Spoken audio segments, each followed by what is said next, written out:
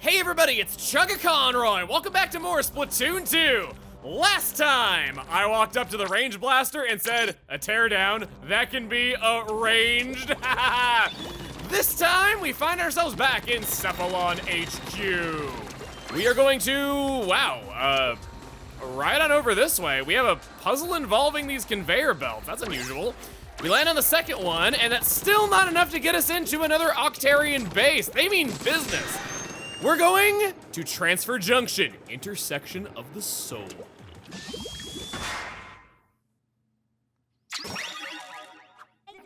I could really use some more data on this weapon. Can you use it for a bit? What? Did I just upgrade my freaking hero shot for no reason? There is a specific use for it that I have in mind, and again, if you have not purchased upgrades to the hero shot by now, I would recommend possibly getting on that. Also, Sheldon, this is what, the third time? How much data could you possibly collect on a bucket? Well, it's okay, I needed to break that box and get 3 more eggs. Hope you're feeling jumpy today. You know me, always bobbing up and down. I can never sit still, I'm always moving around. Earlier I noticed that the napkin in my lap at a restaurant had gotten shredded apart from just how much I move around while sitting. I'm awfully fidgety. Go over this way, jump over there, hit those, or hit one of them. That's the, does not fit the definition. This just takes us in a great big circle. I don't get the point. Maybe just so that you have 2 different ways that you can get over here, just for the sake of variety or something. I'm not really sure. Anyway, I was saying that hero shot upgrades are way important. There is a reason why there are multiple upgrades for that weapon and not for any others. Its attack power can really get a lot higher than other ones. If I had burst bombs, I would use them so hard right now, but I don't. Hello. There's your Sardinium. I'll ink up the opposite side. Keep your head in the game, 4. Do you mind if I call you 4? That's Josh Jepson's title. I wouldn't dare take that from him. I guess for those who don't know, because it's been a long time and this story has been kind of referenced a lot over the years, there was one time where we were recording with headsets and I had everyone's names written on them, and because the 4th slot was going to be for a guest, I just wrote 4 on it. So everyone had their names on it except Josh Jepson, who just had a number 4 on his. And he was like, oh, I see, my name is 4. And yeah, it kind of, I felt bad after that fact because I didn't realize what was implied, that everyone else gets their name, just not him. Sorry. So we got this tall tower thing that went back earlier. Rock the block, block rocker. On the humpback pump track. I love that name so much, it's so clever. Do that. I think it's actually like a BMX track and not a skateboard track is what they were going for with it. They mentioned that Pearl wanted to ride her dirt bike in it and they wouldn't let her, so I think that's more or less what's implied there. Go, go, go, go, go. Do that. And we go up. This is kind of slow, actually. We'll go on the sponge block. Wow, you're way up there. Yeah, I am. It's quite a view. It's awfully beautiful. I saw the end there, but it's not the final checkpoint. Yeesh, these Octarians and their weird moving platforms. You're telling me, this is quite unusual. Thankfully, the end of the, whoa! The delayed falling is a very strange feeling. It doesn't feel like you should be bobbing up and down like that. Sure, I'll take some eggs.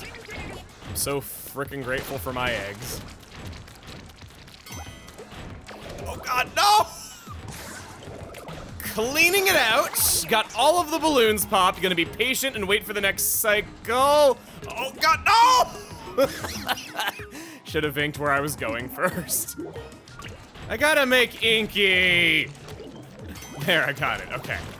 You, popped your balloon. That's all I wanted out of life. Take this. And hit that. Okay, I've made it out. I don't see, no, nothing else.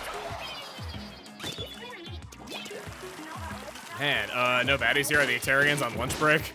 Marie, you should know better. You've been a hero before. You know what these things entail. Yeah, you see that? Jinxing. Got deluxe octocopters, complete with balloons to help them stay extra aloft. Not really, it's just extra thing. Oh, there's a deluxe auto bomber. I was able to knock him out before he was able to do anything. Looks like that's all of them. No. We're not doing that. We're not saying that's all of them and calling it a day. There is something under strict lock and key here, which I can jump up on top of and get these eggs. And then I can ride this up top, go over here, and hit these guys. I took the hard path first. This is way easier, way simpler. One more. Gotcha, or got him. That cube thing is moving, and you still find that creepy. There's that. I'm not gonna be able to hit that from here, unfortunately. So it's moving around. We have to go around to all sorts of different places, and by all sorts, I mean two, to hit every single side of this thing.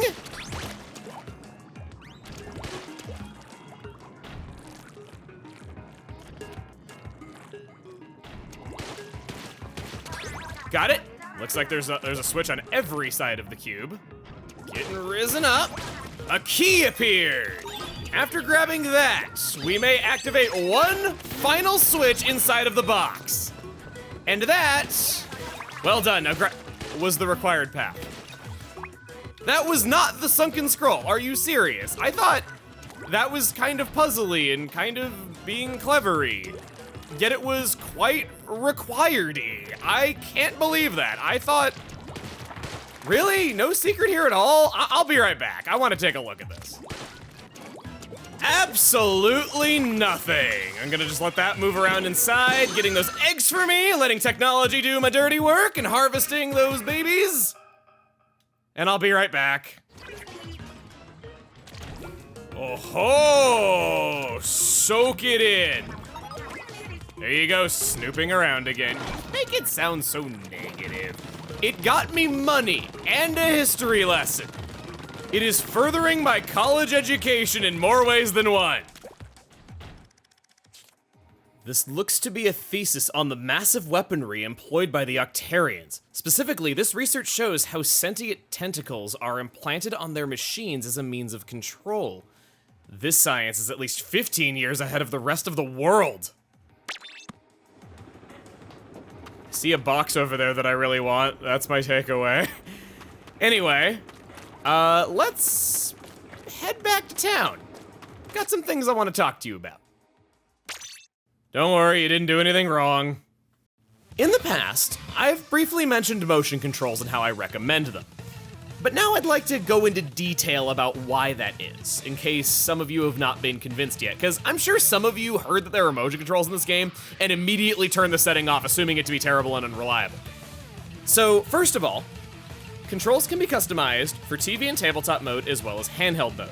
If you don't like the idea of having to tilt the system while also holding a screen that you're looking at in your hands, you don't have to.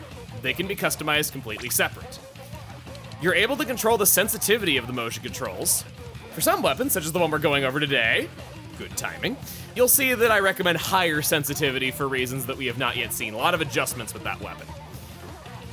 By using motion controls, you are not giving up stick controls. You still have a right stick to move the camera left and right, and that has its own separate sensitivity.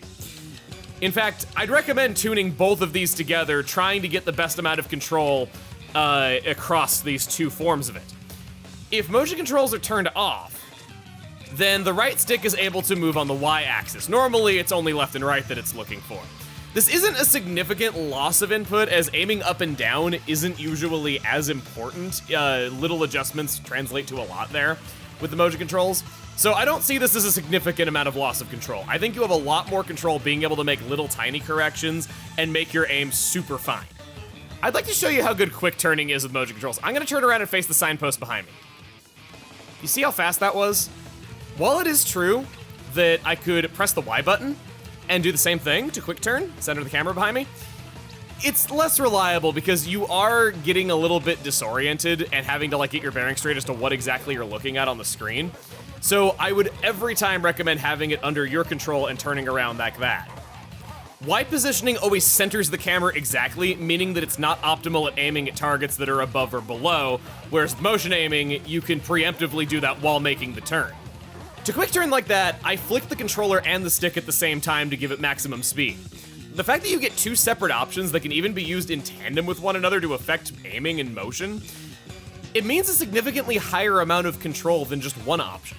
All weapons can benefit from this extra control in exchange for virtually no downsides. If you're still having trouble, try it out in Octo Canyon for a few stages. If you were not moved by my speech and still aren't sure about it, you don't have to take my word for it. Virtually all of the top competitive players and teams recommend motion controls. That SRB2 dude has a video about motion controls that I like that I'll be linking in the description, and I'd also like to share a quote from him from another video. Motion controls on a console shooter is probably the closest equivalent that you're going to get to mouse and keyboard aiming. Any FPS PC gamer in a competitive setting will always tell you to use mouse and keyboard. I reached out to a pro player known as Baggage, who is one of the highest level players who uses stick-only controls, asking for their opinion on their perspective. They said, provided for this video, "Personally, I use stick controls and have been just as successful as the majority of motion competitive players, but this doesn't mean I don't recommend new players to learn motion controls. This is due to the difference in learning curves between the types of control schemes. For motion controls, it is hard at first, but gets easier the longer you play, while the opposite can be said for stick controls." And last up, here's footage of the Splatoon 2 World Championship Finals with all 8 players using motion controls. And that story I told you about all that time ago, where people were complaining about Doom not having motion controls at launch and them actually patching it in later due to the number of complaints they received, yeah, real thing that happened. Splatoon has been influential in popularizing motion controls in shooter games. You got this level of control, might as well use it. So now, I think we're gonna wake up a little bit, and I have to give that a fresh. I cannot help that. I've complained about that so much. Now, let's meet the weapon of the day.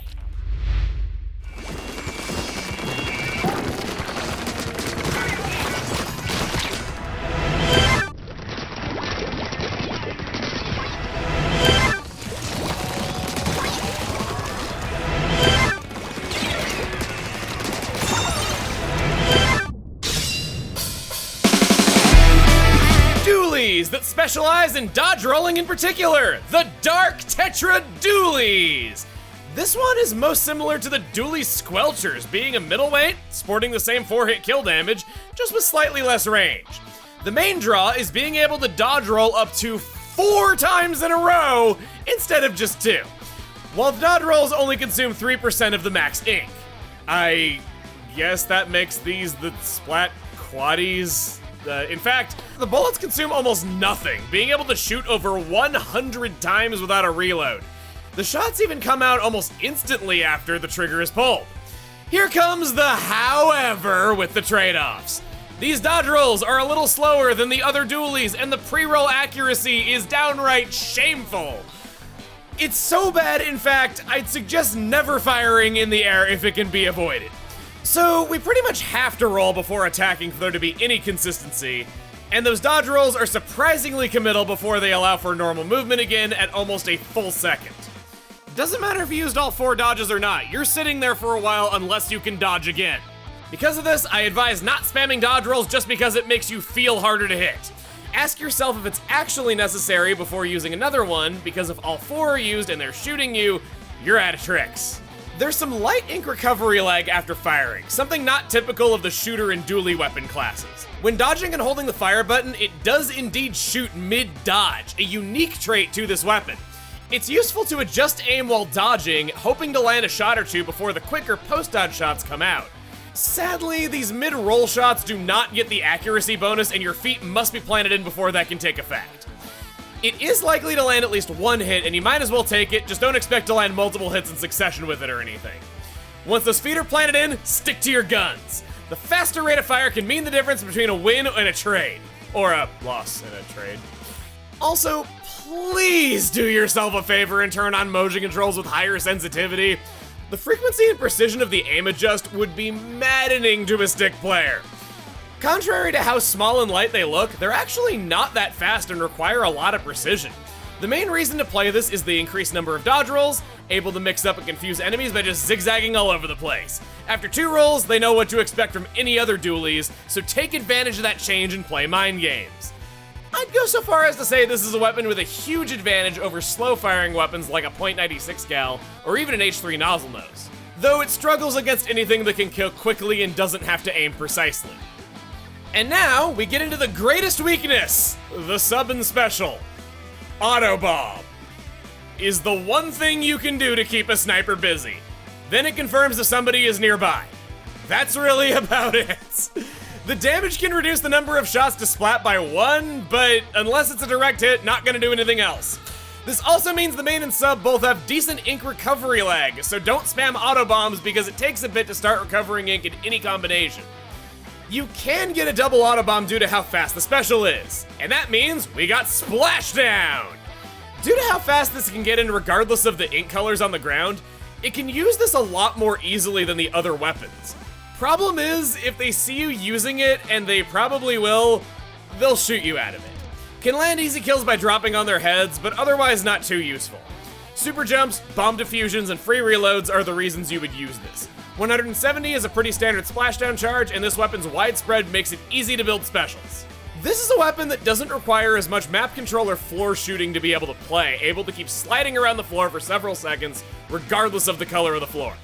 I would classify this as a frontline fighter for sure. With its range stat, it barely outranges practically every frontliner in the game.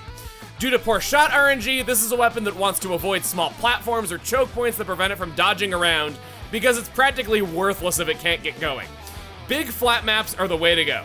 Strong upsides, strong downsides. It's a weapon that takes practice to get down at a basic level.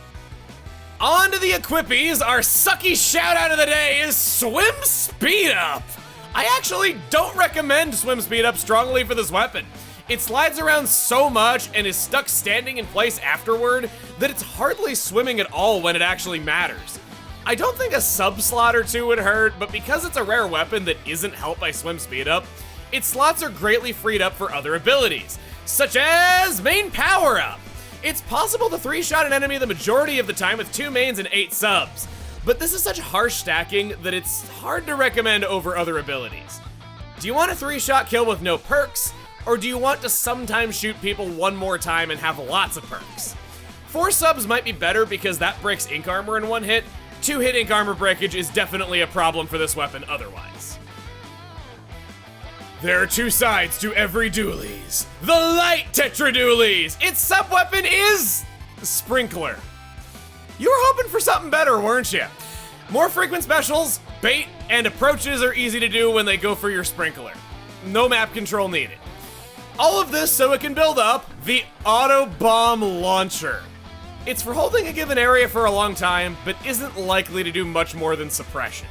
However, when activating a bomb rush, the end lag for a dodge roll is cancelled. Yes, you can dodge roll 8 times in succession with this special if you just need another dodge roll right now and don't care about the lame effect otherwise. It could save you in some situations and is a valid panic special since the intended effect isn't always that good. Just make sure the last roll is completed, otherwise it won't work. All end lag is always cancelled by specials, but bomb launchers not locking out the main weapon causes this one to be unique. 200 points makes this the more demanding of the 2 weapons with this special, so thanks for giving it a high charge to offset the benefit of the Sprinkler. If by some chance the Auto Bomb Launcher is your favorite special weapon, I do think this is at least better and more spammable than the frickin' Carbon Roller. Also, you know it's bad when I had more to say about a technicality than I did about using the sub and special weapon combined. Yeah. These sub and special combos are pretty equally terrible. The light at least has the fun identity of panic dodges, but that's all it has going for it. Other bomb launchers are better than the Auto Bomb Launcher. The Dualies Squelchers are longer range, and everything else has better sub-weapons. Both kits are defined by the unique properties of their main weapon, which are all about the special dodge rolls. I wouldn't call this a bad weapon, just has room for improvement, maybe another time in another game. The light is worthless against snipers. The Tetras slay low to mid-range weapons well, but don't do anything else.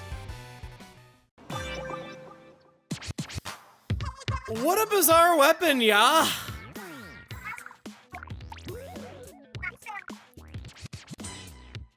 Clam Blitz, Piranha Pit, and Goby Arena! And Pearl, I'm still equalizing my levels. Can you not rap right now? Good one, Pearl. You're not annoying at all. I ship it. Please ship responsibly and not do it between real people. Can we just talk about what an utter boss I am today? Just look at this! I am sick and hip with the kids, yo. Also, I have that hoodie in real life, and it's actually a Nintendo one. Yeah, I look downright cool. Piranha Pit Clam Blitz. What an unusual fight this is going to be. We're fighting against a Clash Blaster, a Jet Squelcher, and 2 Tri-Sloshers, different weapon kits on each of them. So, right away, for my equipment set, because I had so much freedom in my build, I partied like it was Splatoon 1. That's right, I went for quick respawn and stealth jump. I figured that would be really good. Fighting against long-range weapons with the Tetra Dualies, it really sucks coming back in. We broke their barrier already. I'm sure I'll super jump in. I got stealth jump, why not? Sure, free points, free points! I got the timer going again. The base is not really in the enemy's, well, base. It's more off to the side, so defending it is kind of different from other maps. I do find this one kind of frustrating because there's so much back and forth. It's certainly a map where there is no safeness to it. We got these conveyor belts that you can use to get up over areas. I kind of like hiding out on them and just staying as still as I can so that people never see me coming. I'm gonna try that. Basically with this weapon, I'm gonna be adjusting my aim all the time. I like the dark set a lot better. I think Splashdown and Auto Bomb is better than, you know, just having Auto Bombs. And there's also the fact that with the Bomb Rush, your sub is not available to you at all times. I feel like having... I think I got quick respawn. I feel like having the bombs available at all times is much, much better than just having a lot of bombs periodically in a fight. I went to the wrong one. Okay. Gotcha. I actually killed somebody. Good. I feel like having the bomb available at all times is way more helpful than just having a lot of bombs some of the time. It doesn't feel terribly useful to do that. Man, this guy does not want to... No, you don't. No, you... Yes, you do. I'm not exactly the best with this one. I recognize its merits, and I do hope that in another game they will give it some other sub-special combo, because... Was it the law that this thing had to have auto bombs and it was not allowed to throw anything else? It feels like it was one of the 10 commandments. Even more frustrating is the fact that they're scoring points on... I cannot aim for crap with this thing. Even more frustrating with this weapon is the fact that before release, it had Splat Bomb Launcher as the special, and there was a fair amount of hype going into release. And then just as it released, it was confirmed that no, they're not doing that. They're giving us something else instead. I don't want to play the Clash Blasters game here, but there we go. Traded. All right, at least I came out a little bit ahead on that stock. Certainly not playing ahead. They're gonna try to score here in our base. Yeah, we're leaving our goal unattended, people. They're just rushing the objective. This is one reason I don't like Clam Blitz, is because nobody ever wants to be the guy who actually attends to the base. They always just leave it unattended, and you never have any shortage of people who rush the objective, but that's not the only job that's important. I know. Here they come. Thankfully, my approaches are... Oh, come on! Come on! They're everywhere. Are we? No, we're not down a player. We're just getting utterly stomped here. Go this way. Go toward the enemy ink. Gotta be turf and stuff. They are coming in that way. They got a lot of clams. I definitely don't want to be caught in a fight with you. Granite thing. How? Whoa! Wow! Auto bomb doing work. Wow. Can't say I saw that one coming. I didn't think I'd double kill with it, but I did throw it just in a last-ditch effort, hoping that it would get somebody. We're at 47 points. Okay, gotcha. I'll grab... I didn't get the power climb in time. Damn it. They got a power climb now, too. They're gonna break it. Yep. No, stop the chunk. Stop the chunk. Don't make that chunk sound anymore. No kerchunk for you. They missed the throw. Nice. Just doing that, hoping to get something. Okay, they're down. I actually got somebody before a pre-dodge roll. And we... Like, I guess it's possible. It's winnable. No, gotta channel my inner Pro Char. That was... His appearance was excellent. I gotta channel him. Still winnable. Still winnable. That's what we gotta believe in.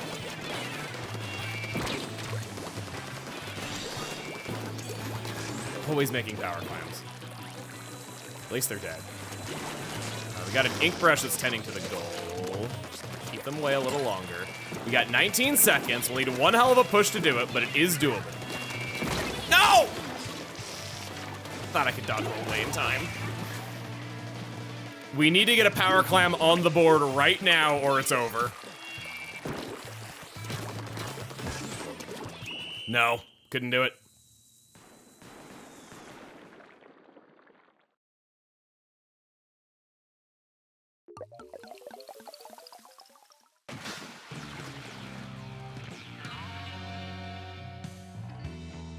This ain't so bad for the Ranky Poo. I'm pretty sure I'm 1 or 2 wins away from ranking up, and I don't have a single crack in my bar yet. I'm doing pretty good. Yeah, no cracks yet, even after that loss.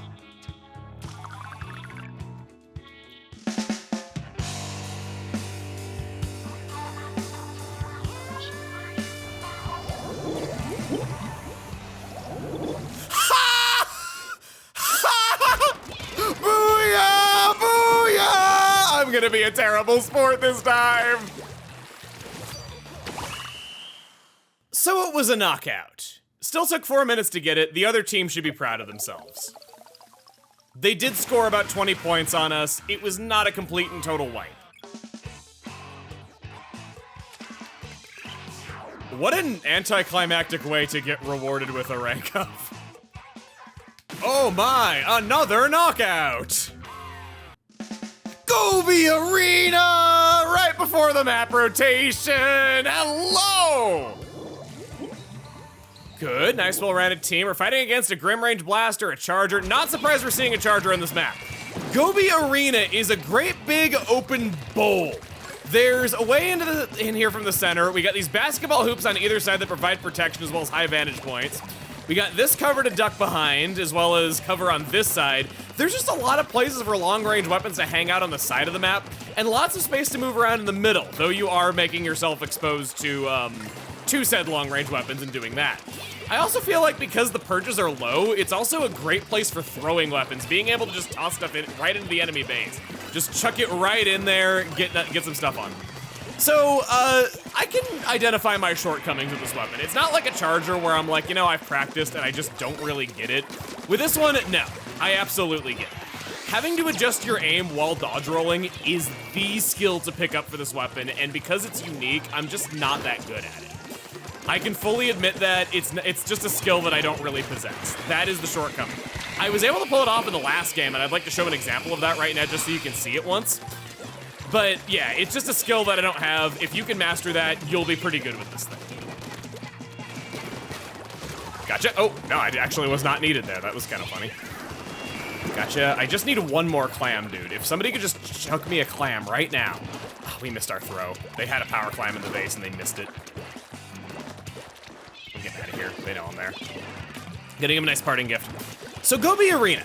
A thing about this map that I found, it's actually kind of emotional, if I'm being real. All of the map names are puns, of course. It's Splatoon, what do you expect? It's Nintendo. Such as Blackbelly Skate Park. A Blackbelly skate is a type of ray, so it makes sense. If you're gonna make something based on, you know, a skate park, you know, Blackbelly Skate Park, it's a clever name. So, I don't have any actual proof for this, but with the fact that so many of the stages are puns and this is a basketball arena, it is believed in the fandom that Gobi Arena is named for the late Kobe Bryant. I thought that was a super neat name, really clever fish pun right there, and it's kind of nice that somebody like that is, you know, I mean, he's been immortalized in way more prestigious ways than just being in a children's online shooter game, but you know what I mean. It's not really a place that you'd expect to see a reference to him, and it makes sense with the theming on multiple levels. If that is indeed the inspiration for the name, kudos. That is a clever, clever name. And I've always liked that about this map. Even as someone who's not really the biggest sports fan, I can really appreciate that. So, hanging out I find that hanging out on these basketball hoops is just a nice way to be annoying because no one can really check them that easily. Of course, I get 10 missiles as soon as I say that. Nobody scored a single point yet. I think this might be the map where I had back and forth for 10 minutes and nobody was able to score a single point. Whatever, I'll just grab it. I missed 2. I got killed right as I was about to do it. There's gonna be no picking that up easily. Nope, we're down. Have that.